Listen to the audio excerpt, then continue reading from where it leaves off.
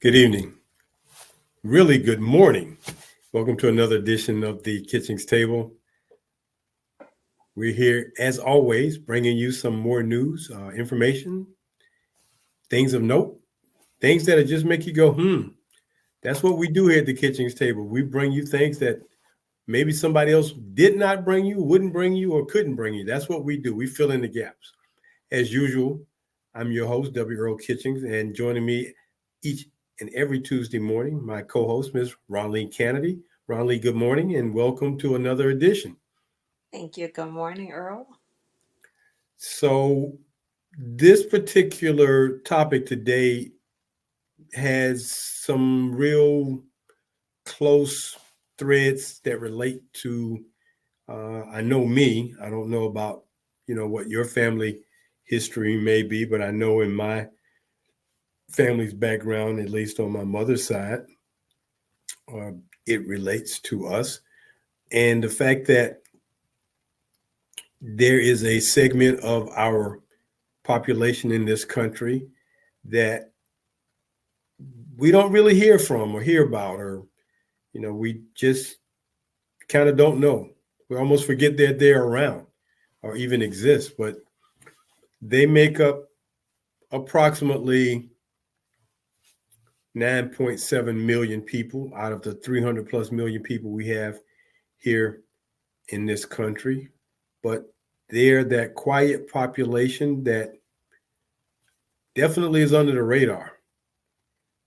And they are under the radar. I think they like being under the radar too, if you want to know the truth about it, in my opinion. I think they prefer being under the radar. I think they really do, because we have such a way of marginalizing or minimizing or being negative about people who don't fit into a certain box, or we don't see them as people who normally fit in to our social patterns. But when we take a deeper look, when we pull back a few layers, uh, we as Black people in this country have I won't say very strong, but I would say we have a good connection to Native Americans in this country, simply because some of our ancestors, some of our grandparents or great grandparents were of the Native American population. So today, I wanted to talk about just who they are and how important they are and what they bring to the table. Excuse the pun. Because being 9.7 million people and being under the radar, and for many of them, some things have not changed. Um, we have a perception of, who they are and what they're all about. But uh, when we talk about them as a culture, the first thing that comes to mind, Ronline, for me is how spiritually engaged Native Americans truly are. They are very spiritually engaged. And I'm not talking about the spiritually engaged that many of us are connected to. Their spiritual engagement is more from a higher power that, to me, in my thinking, comes from directly from the higher power. There's no liaison. There's no uh, religious group, or there's no faith. There's no faith with them for the most part. They seem to have that direct connection. So I wanted to just bring this about. I saw something in the paper that talked about Native America Speaks, and it's really a speaking, group that they have. But in looking up what Native America Speaks is, I got to thinking about, well, I can't talk about them unless I give some background, some connections, especially being a Black person here in America and knowing that um, my grandfather's mother was, if I'm not mistaken, uh, Cherokee, and he lived. My grandfather was from Alabama, very fair skinned gentleman, uh, and his mother or his grandmother was very fair skinned, and but they have this Native American Cherokee, Native American uh, family background. So I wanted to just talk about that a little bit today because when we talk about a group of people who seem to be really flying under the radar, but so critically important when we talk about the history of this country and what the foundation of this country and who are the foundation to this country, who they are, we take for granted. And because they are seldom seen as we see other cultures, we tend to marginalize them or, they, as I say, they fly under the radar. But there are approximately, and I want you to listen to how the authors of what I'm sharing with you crafted the way they wrote um, some of this. Some of it does come from Wikipedia. Some of it does come from Fortune 500. But there are approximately 326 federally recognized Indian reservations in the United States. 326 federally recognized Indian or Native American reservations in the United States.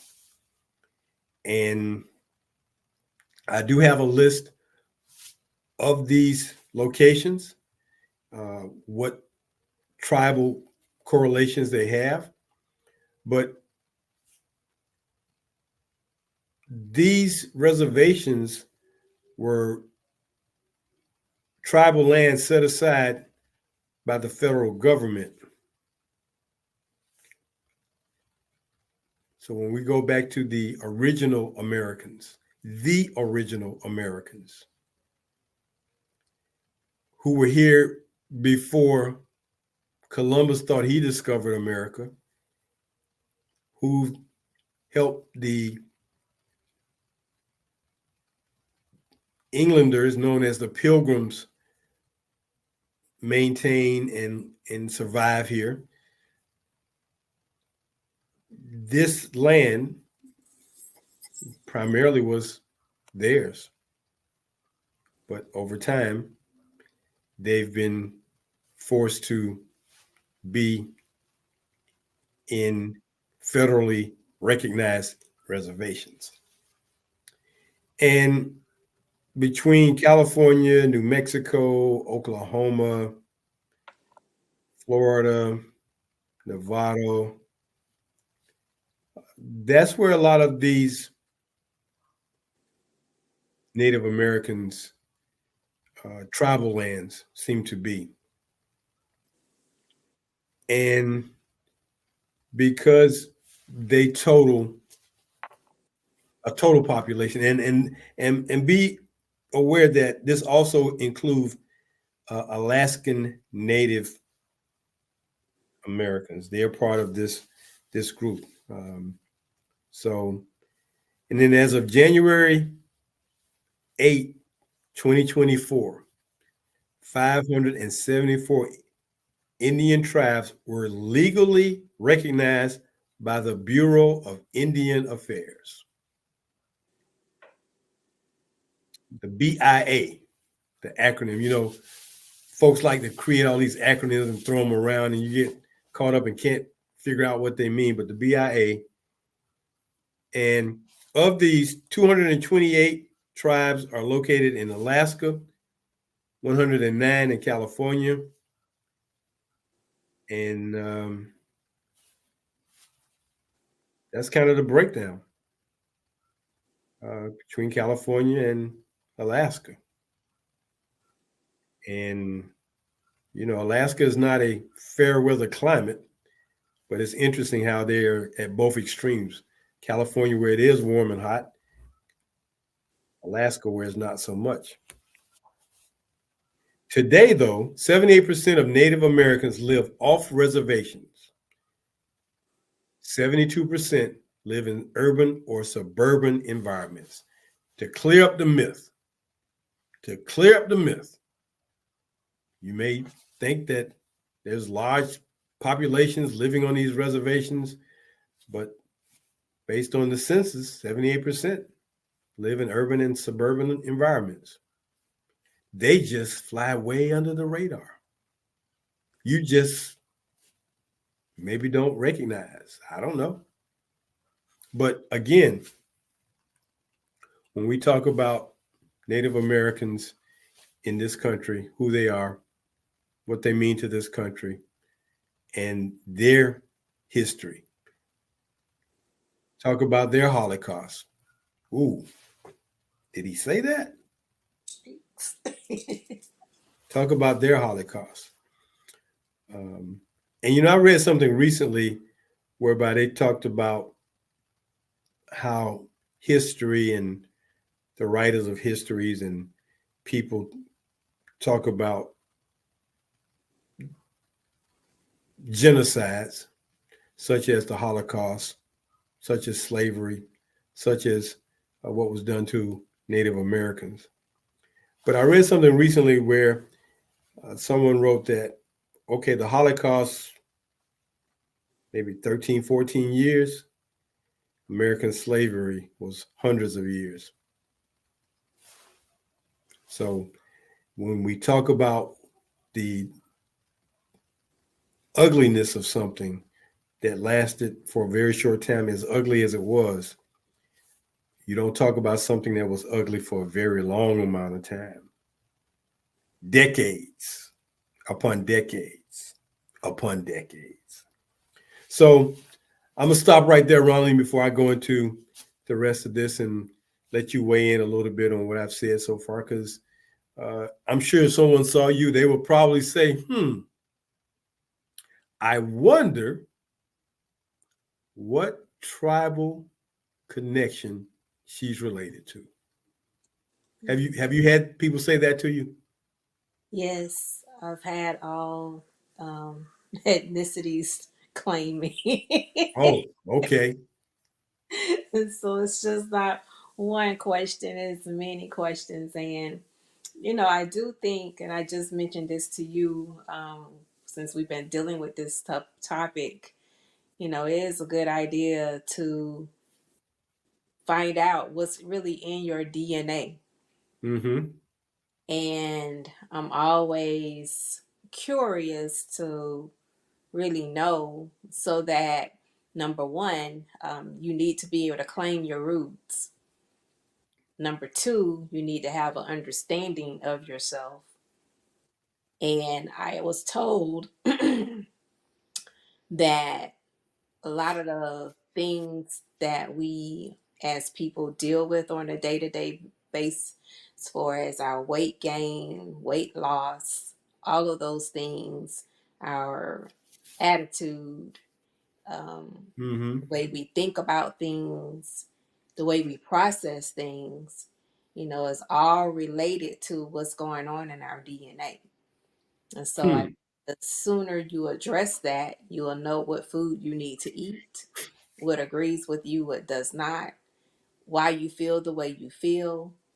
And it's interesting that you brought up one of my friends and I, we've been talking lately about, and even some nieces, their concerns are, okay, all of the injustices that has gone on, such as what you and I talked about, and they're listening to us talk about it. Our food chain, our water supply, Mm-hmm. the contamination of our water, contamination of our food, Mm-hmm. and because of the things that took the fallout from COVID, our mental health, our mental status on a day to day basis, and all of these critical and chronic illnesses that we are subjected to day in and day out. You and I also address noise, the Mm. pollution, you know, Yes. and so, and then to couple all of that to our environment of where we live, and we talked about, as you just mentioned, someone came along and claimed property that was already claimed. You have people that are living, farming on the property, and now someone has been credited for many, many, many years, made a holiday of it. Right. They are the ones who made the discovery. And it's like, how can you discover something that's, people are actually, um, the land is in operation by the people that's manning it, that owns it.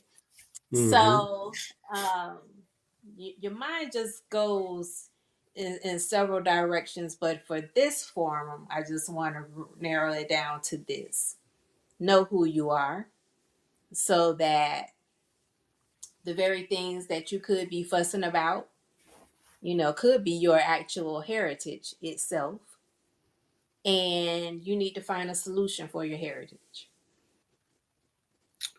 Very well stated.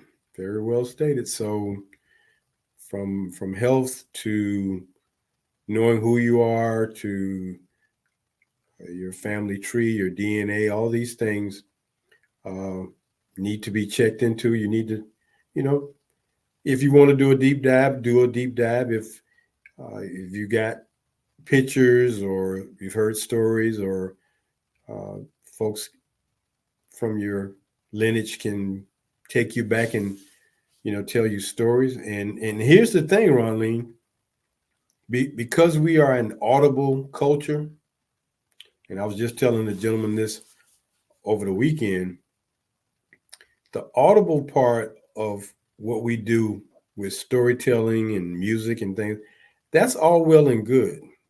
All well and good. But if you don't write it down and document it, it gets lost and there's no way to verify and, you know, prove what you need to prove. And we have to stop allowing ourselves to be comfortable with letting other people tell our story or write our history or and even if you read some history about your own culture, you can write what you've read in your own words to give it a different interpretation. When you look at the books that are on bookshelves and you see a particular figure that have had many books written about them. I mean, uh, you think about Dr. Martin Luther King. Well, how many different books have been written about him? Mhm. Every author interprets things differently and similarly. I mean, it's an overlap. So these things, as we go forward, talking about our culture and who we are, we have to take responsibility. And I believe that over the last probably, for me, 10 years of writing some historical books. And here's the beautiful thing about it. Find a subject that you enjoy doing research and writing about because then it's not work. It's not, you're not driven to, oh man, I gotta look for this. Oh, when there's something you really, really enjoy, your thirst for finding more information is at infinity. You Yes. turn over another page and boom, there it is. So Yes, you've proven that with your volume too. You've proven that. And for me, you talked about the spiritual part of the Native Americans, and their spirituality is like no other. And I think this is where I was going in the beginning when I first started talking about this. When you know who you are, you can practice what you know. So, the Native Americans, their culture has, to me, it may be the most purest culture because they mhm, always knew who they were they still do. and still do. They still do. Right. And And now they're teaching their generations and the importance of never to lose it. Whereas with slavery, that wore on African Americans for those centuries. mhm. Okay. Is it centuries or hundreds of years? Which one is it? Well, if we're supposed to, according to um, the doctor that wrote the book 1619, that's when we're originally supposed to have been dropped off. We're gonna drop y'all off right here, and we'll come back and pick you up. And they left that part open. We'll come back and pick you up.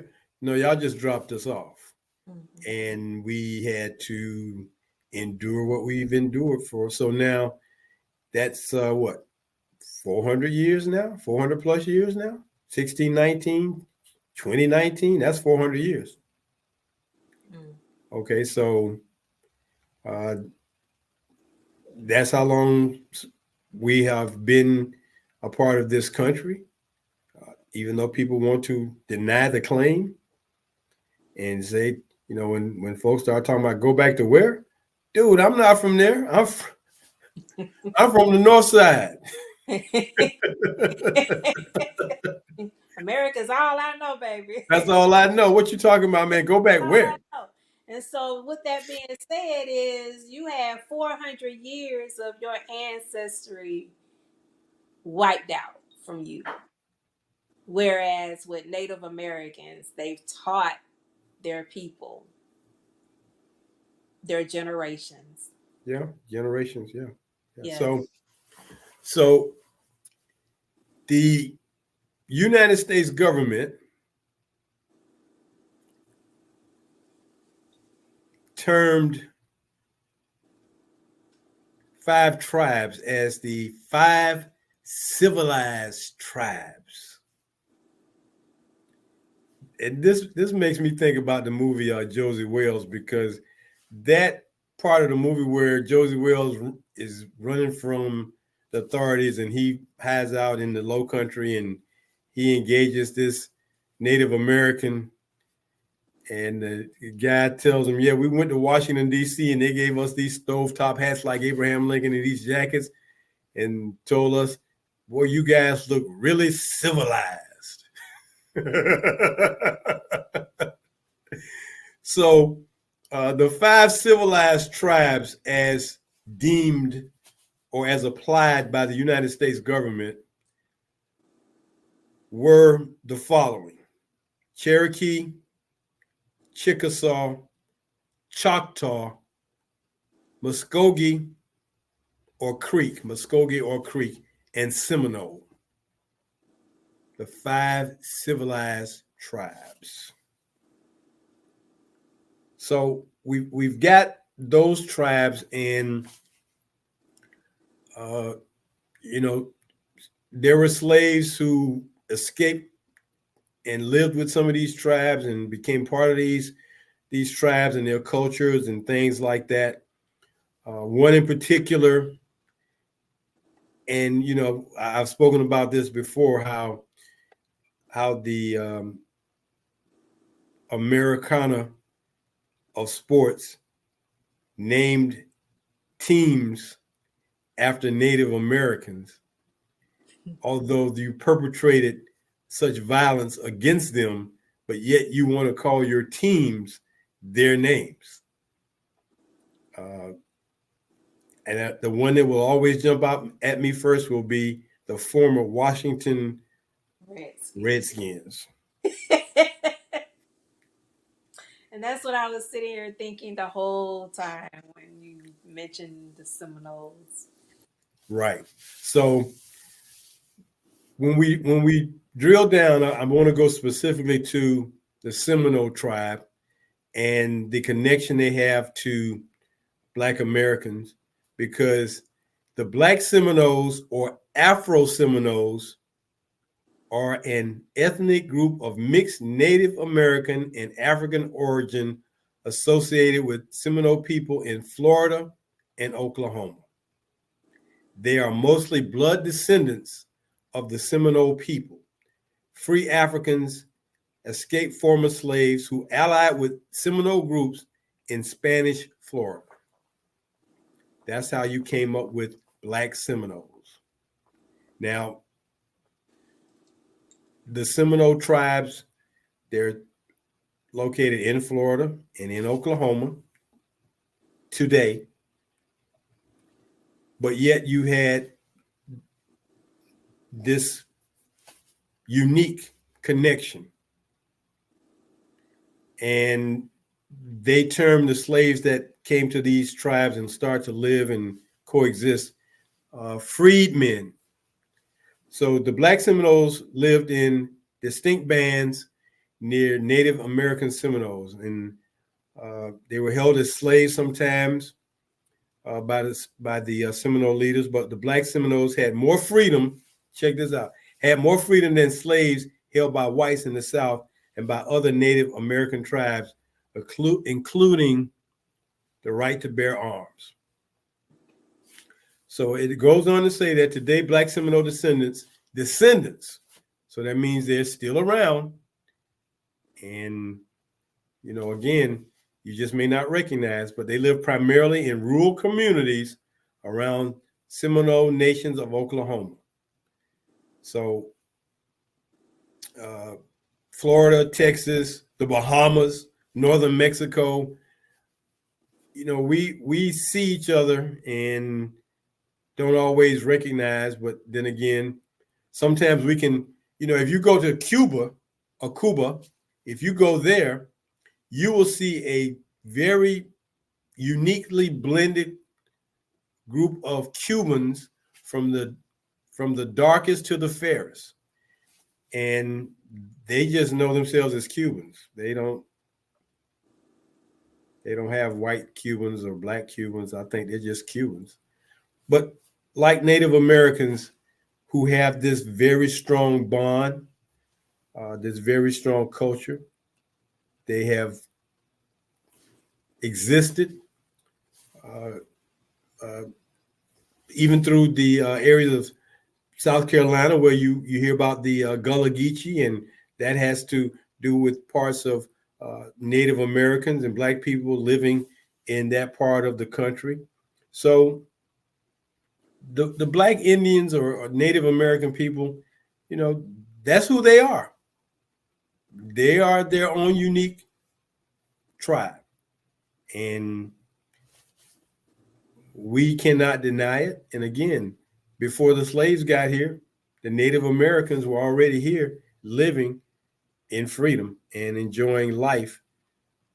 But, I'm sure they were told they weren't living life to its fullest because they weren't civilized. Mm. Now, since we're at the break point, I'm going to go ahead and say this is the Kitchings Table every Tuesday morning at 10 a.m. You can join myself, W. Earl Kitchings, and my co-host, Ronline Cannady, for interesting topics, flavor, things of note, things of fun, things of interest, things you need to know, things you didn't know. That's what we do here at the Kitchings Table. Just like when you have family discussions, you gather around the kitchen table to talk about it. So that's what we do here. So we thank you for joining us. And we ask that you just tune in every Tuesday morning to what we do here at the Kitchings table. So, Ronline, I'm going to ask you this. Have you ever heard the term the Trail of Tears? The Trail of Tears? No, Yes. I You have never not. heard that term? No. Okay. So, being that we live in a city that was once governed by a man who became the seventh president of the United States, President Andrew Jackson, Mm-hmm. the Trail of Tears was the forced displacement of approximately 60,000 people of the five civilized tribes between 1830 and 1850. And they said it was the additional, there were thousands within that were ethnically cleansed by the United States government. The Trail of Tears, a sad, from the southeast to the Midwest, Oklahoma, and north of that, or and west of that. But everything was west of the Mississippi. So I ran across two, it's interesting when you run across these governmental laws or treaties or things of that nature, and it makes me think about how the state of Arizona is wanting to enforce a law that was a part of the Arizona territory, it wasn't a state. But in 1830, the Indian Removal Act, how about that? The Indian Removal Act was signed into law by President Andrew Jackson. You know what his nickname was, Ronline? What was his nickname? Old Hickory. Old Hickory. Yes. Yeah, Why? he came out of Tennessee, but he became the governor of Florida. He was the governor of Florida. Although the city that we reside in is named after him, uh, from what I'm told, he never laid foot in the city. But they named it after him anyway. We went from being Cowford, Calford, to Jacksonville. Mm-hmm. But in And 18, huh? and they put up a statue of him in our park. Oh, that's the city seal on his white stallion horse, Andrew Jackson, signed into law the Indian Removal Act of 1830. The law, as described by Congress provided for an exchange of lands, an exchange of lands with the Indians residing in any of the states or territories, and for their removal west of the River Mississippi. Y'all ain't got to go to the reservation, but y'all got to get up out of here. See, Earl, this is why we do these segments, because we have one group that says, I don't know what you're mad about where slavery is concerned, because it was your people that sold you out to begin with, and that's why you're here. And I'm like, okay, so you want to take that mentality and put the spin on it as, this is acceptable. So when your home is destroyed, your neighbor's home is destroyed, and whatever is destroying it, let's say termites, first thing you want to do is what? Call the exterminator. Call exterminator. Get Right. them out of here. And get them out of here. And why? Because they're eating up your home, literally. Yep. So it's like, okay, So are you saying that because, let's say my parents sold me into the United States, that now that I'm here in the United States, it's okay to mistreat me? I'm still a human being. And you say you say you civilized, you got a lot of for Go ahead human and say life. it. You got a lot of something for human life, right?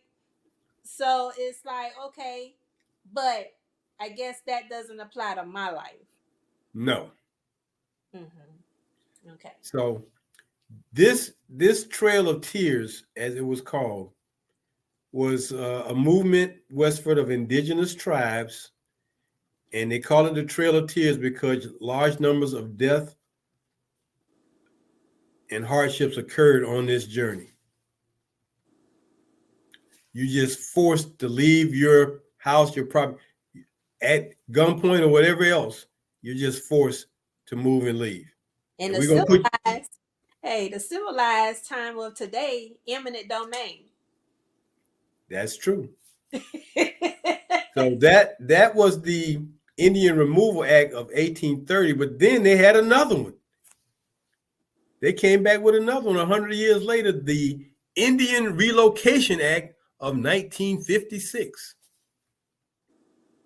And this was a United States law intended to create a program of vocational training for Native Americans in the United States. It was an attempt to encourage Native Americans to leave Indian reservations and their traditional lands to assimilate into the general population in urban areas and to weaken community and tribal ties. You're just not happy, are you? You're not happy. You move us over here, then you're not happy with us being here, so you want to find something else. You're just not ever happy with what you got. You always want more, you know? Now, I will say this when we talk about these two things and the Trail of Tears. What is the fetish that the country has with Native Americans and their tribal names and some of their rituals? Because what came to mind too was being in the Boy Scouts, there was a unique fraternity in that called the Order of the Arrow. Hmm. Now, the civilized people didn't use arrows, they used guns. But yet you want to be the Order of the Arrow, which came from Native Americans.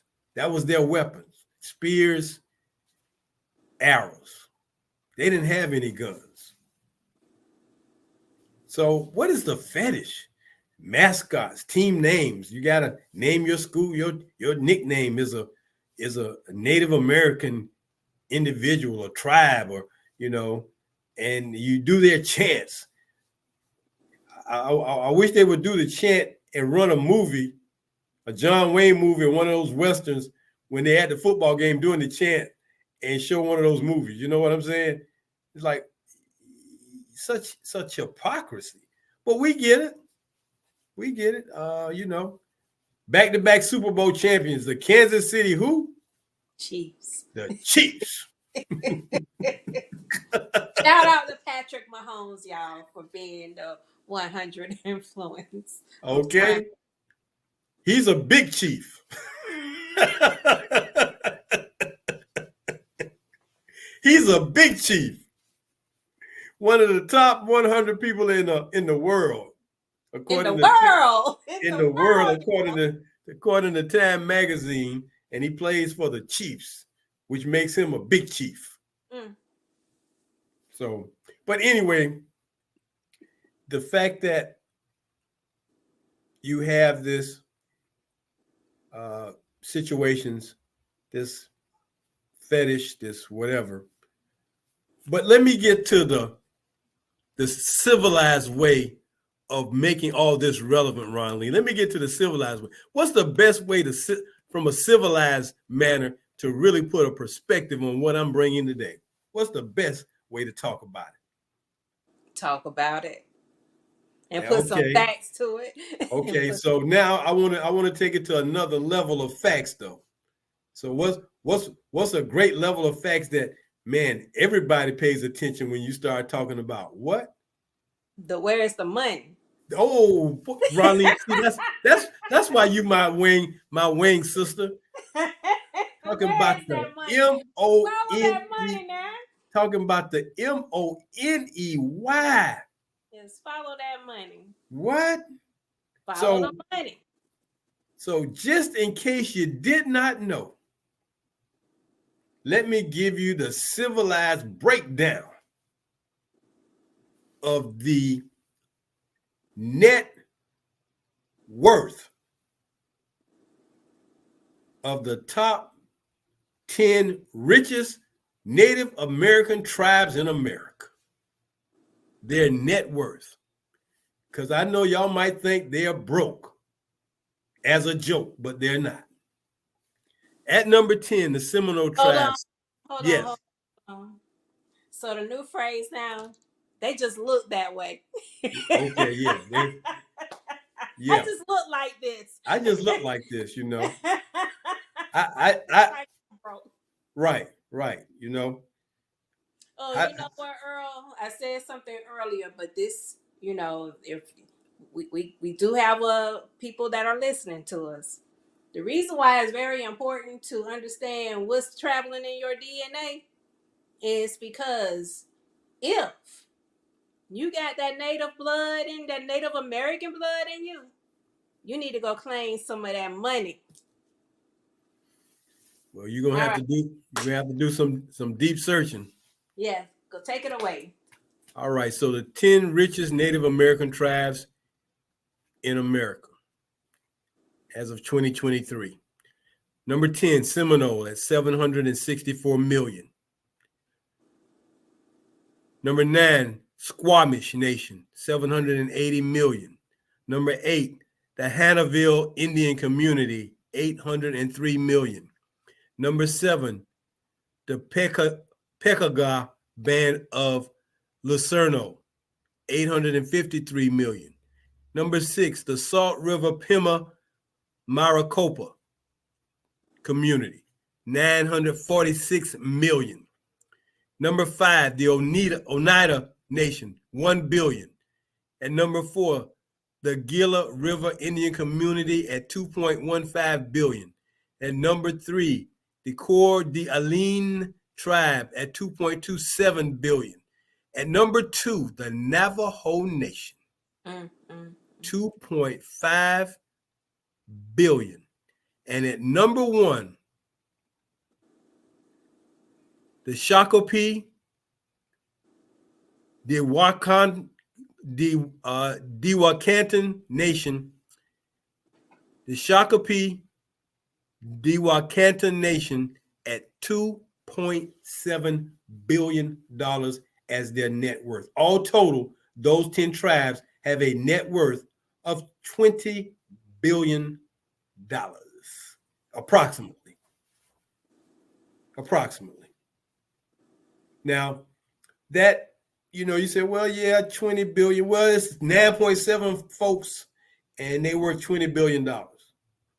It's 9.7 million Native Americans, and this is just the top tribe, so it's probably more than that, but the top 10 are worth about 20 billion. So hey, they got a little bank.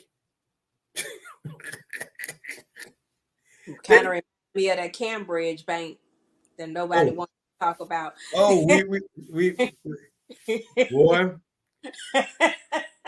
that's another discussion. We need to do a follow-up on that bank, because I know they've moved from where they used to be. But so we're gonna move on, Ronline, to let you have your your Black History moment. Yes. So thank you so much for bringing that to the forefront. And again, the reason why all of this is important is why we sit around the table and talk about it, because we need to know what's going on, and our heritage is out there to be claimed. So if those of you that are part Native American, I say to you, do not delay. Um, Earl has told you what the numbers are. You got to follow that money. And so today I want to bring to light Miss Tia Miles. Yes, I think that's Dr. Tia Miles. Reason why she's important. Miles is the author of 7 books and the only current 2-time winner of Yale's Frederick Douglass Prize for the study of slavery, abolition, and resistance. And all that she carried the journey of Ashley Sack, a black family keepsake, first published in 2021. She won 11 prizes, including the National Book Award for Nonfiction, the Colo History Prize, the Darlene Clark Hine Award for African American Women's and Gender History of the Lawrence W. Levine Award for Cultural History from the Organization of American Historians.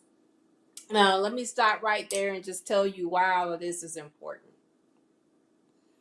This lady is part of African American as well as Native American heritage. And she wanted to talk about the interrelationships between the two and how it affects women. Now, we know from very early on that there has always been a war on women. There's always been a war on African American women. And there's definitely been a war on Native American women. So, if you really want to do a deep dive in what all of this means, you can start with her books. And for her to get the Frederick Douglass Book Prize as an author for the book that she wrote, The Dawn of Detroit, I think that's worth you taking a deeper dive, finding out who you are. Spend the money to find out what's in your DNA. Her work also includes The House on Diamond Hill and The Cherokee Rose, a novel of gardens and ghosts. So, Earl, if you want to add anything to that before we close. Ronline, I don't think there's much to add to the fact that Dr. Tia Miles is recognized at such a prestigious and high level. Was that Harvard, Yale? Which That was Yale. Yale? Okay. For her to be recognized at such a high level, I think says it all for the work she's doing, for the book she's writing, for the exposure she's bringing to her topics. Enough said. Enough said. So, with that being said, I don't think we can do any more than just say thank you, Dr. Tia Miles. Keep doing what you're doing, and keep the good fight going because we value you. So, Ronline, thank you for bringing that to us today because, again, we want to always make sure that every Tuesday we bring you something about Black history here at the Kitchings table. Well, Ronline, that's going to do it for us today. Our topic today was Native America Speaks. It's really a speaking club amongst Native Americans, but we wanted to share some other things about the heritage and culture of a people that a very strong part of Americana in this country. So thank you so very much for being with me today again, as usual. And thank you for bringing us that Black History fact. Until next Tuesday morning, here at 10 a.m., until we bring you another edition of the Kitchings Table, I'm Earl Kitchings for my co-host Ronline Cannady. As we always tell you, do something good for who? Somebody today. Okay. Somebody else today. There you go. Take care. We'll see you next week.